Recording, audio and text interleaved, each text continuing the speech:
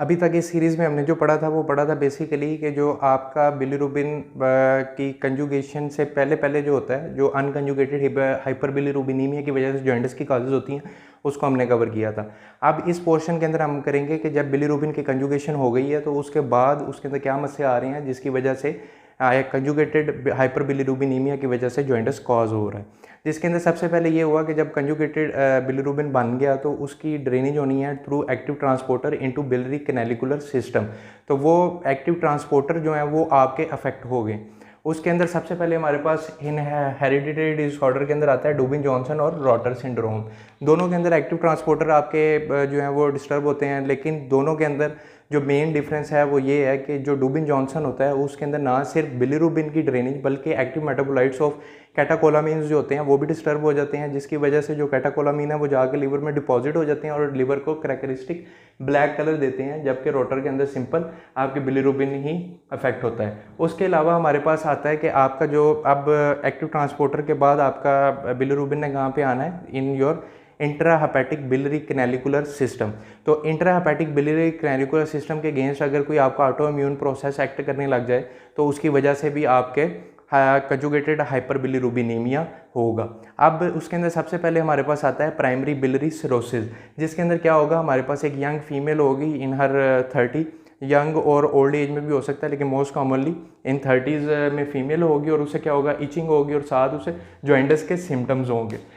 Etching की cause उसके अंदर ये है कि आपका जो कंजुगेटेड हाइपरबिलिरुबिनीमिया ना सिर्फ वो बल्कि साथ आपके जो बाइल एसिड्स हैं वो भी जाके स्किन के अंदर डिपॉजिट होने लग जाते हैं, जो कि आपको सीवियर इचिंग कॉज करते हैं। और इसका ट्रीटमेंट ये होता है कि आपने चिलेटिंग एजेंट्स जैसा कि हमारे पास कोलेस्टायरामीन होता है वो आपने उसको पेशेंट को प्रिस्क्राइब करना है, उससे वो उसकी इचिंग इम्प्रूव कर जाएगी। अच्छा, और साथ इसके अंदर हम लैब्स के अंदर एक टेस्ट करवाते हैं जिसको हम कहते हैं एंटी माइटोकॉन्ड्रियल एंटीबॉडीज़ AMA। उससे हमें पता चल जाता है कि ये प्राइमरी बिलियरी सिरोसिस है। दूसरा केस है हमारे पास ऑटो इम्यून के अंदर, वो है हमारे पास स्क्लेरोजिंग कोलेंजाइटिस। स्क्लेरोजिंग कोलेंजाइटिस का बेसिकली मतलब ये है कि मेल और ये प्रीडोमिनेंटली किस में होगा, मेल्स में होगा। इसके अंदर क्या होगा, इसके अंदर भी आपके जो इंटरहेपेटिक बिलियरी सिस्टम है उसके अगेंस्ट ऑटो इम्यून सिस्टम आपका एक्टिवेट हो जाएगा, लेकिन वो उसको डिस्ट्रॉय नहीं करेगा, वो वहाँ पे जाके क्रॉनिक इन्फ्लेमेशन कराएगा और फाइब्रोसिस हो जाएगी वहाँ पे, जिसकी वजह से आपका बाइल ड्रेनेज नॉर्मल नहीं होगा। उसके अलावा क्या होता है, बाज़ औक़ात आपका कोई बाहर से आपने अगर इम्प्लांट किया है,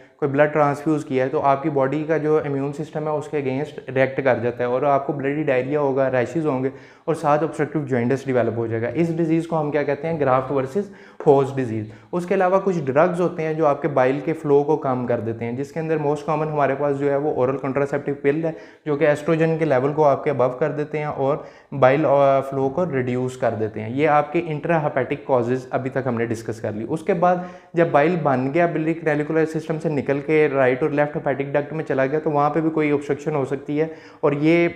जो लीवर के बाद का ये सारी ऑब्स्ट्रक्शन होगी, इसको हम कहेंगे एक्स्ट्रा हेपेटिक कॉजेज़। इसके अंदर सबसे पहले हमारे पास आ जाता है गॉल ब्लैडर के अंदर स्टोन्स हो सकते हैं, जिसको हम कहते हैं कोलीलिथिएसिस। उसके अलावा हमारी कॉमन बाइल डक्ट की कोई मेलिग्नेंसीज हो सकती हैं जो आपके